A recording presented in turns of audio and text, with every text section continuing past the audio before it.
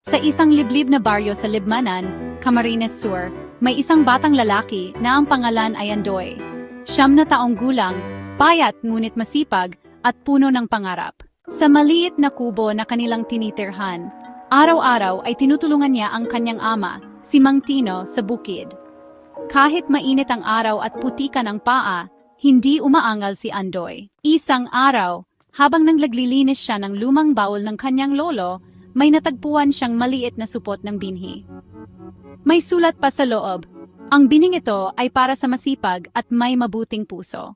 Hindi niya alam kung anong klaseng halaman iyon, pero itinanim niya pa rin.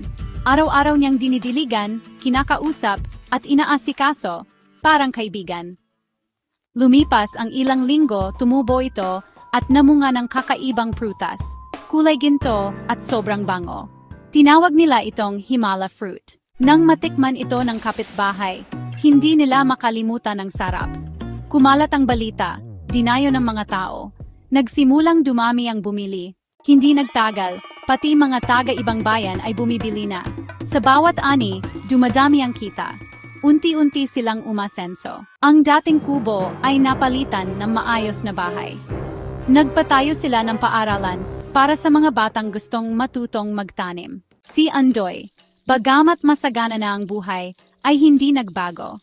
Nanatili siyang mapagpakumbaba at patuloy na tumutulong sa iba. Dahil sa simpleng binhi, dahil sa sipag, tiyaga, at malasakit ng isang bata, ang buong baryo ay umasenso.